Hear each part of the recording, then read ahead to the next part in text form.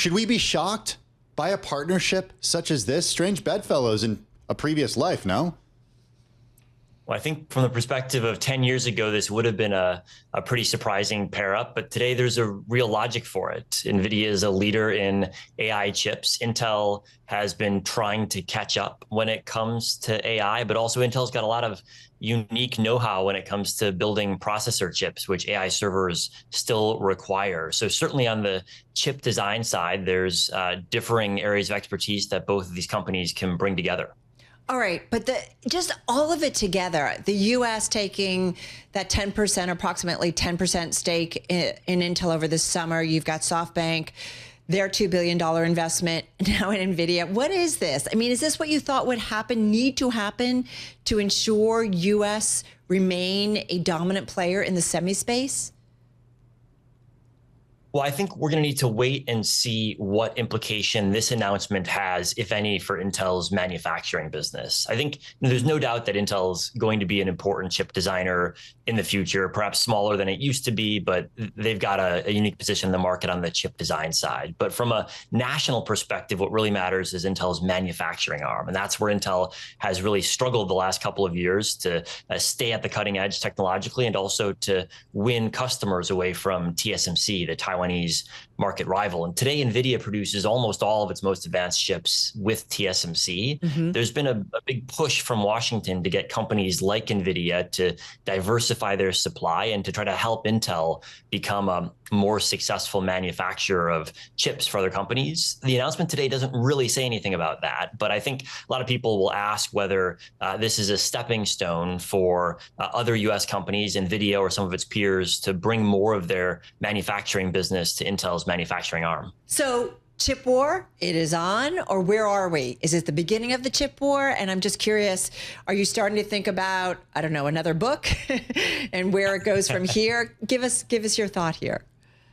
Well, I think we're in the thick of the chip war right now. Next to this news about Nvidia and Intel, there's a big debate going on in Beijing and in Washington about which companies should be allowed to buy which type of the AI accelerators that Nvidia specializes in designing that are almost exclusively today produced in Taiwan. And so you've got these competitive commercial dynamics intersecting with high geopolitics. And today you can't really separate the chip industry from the decisions of President Trump or from Chairman Xi.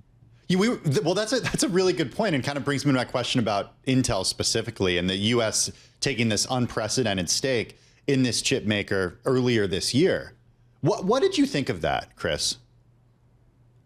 Well, I think the U.S. has been pretty clear in its desire, going all the way back to the first Trump administration through the Biden administration, as well as both houses of Congress, both parties, that it sees Intel's success in manufacturing as important for U.S. national security. Right now, most of the world's advanced processor chips are produced by one company in one country, Taiwan. And the U.S. wants a more diversified base of manufacturing these ultra-critical chips that are key both for smartphones and computers, but especially for AI. And Intel is one of the 3 companies in the world, alongside Samsung and TSMC, that can produce these cutting-edge chips. And it's the only U.S. company, the only company with a major U.S. footprint, at least right now. And so that's why the U.S. government has been trying to find ways to help Intel out. So what would it, go ahead. Well, what would it take for Intel to be able to compete with TSMC? I mean, it got money from the U.S. government. It's getting money from Intel here. As Carol always says, the devil's in the details. And you said we need to see exactly where this money goes. But what do we need to see to say, okay, this U.S. company is now competing with TSMC? So there's no doubt that Intel needs money, and it's raised some money from SoftBank and the U.S. government. But the key thing that it needs is customers for its advanced manufacturing processes. You'd only prove whether or not they work if you've got at least medium-sized, but ideally large-scale customers that are going to let you produce thousands, tens of thousands, eventually millions of chips on your manufacturing process. You can't scale up without customers. And right now, Intel's got a couple of smaller customers for its manufacturing business, but it's thus far failed to win a very large scale customer. And Nvidia is one example of a company. There are others that could provide a really large contract that would let Intel test out its cutting edge manufacturing. And right now, I think the entire ecosystem is waiting to see, will it win some big customers that lets it complete that scale out and testing of its cutting edge manufacturing?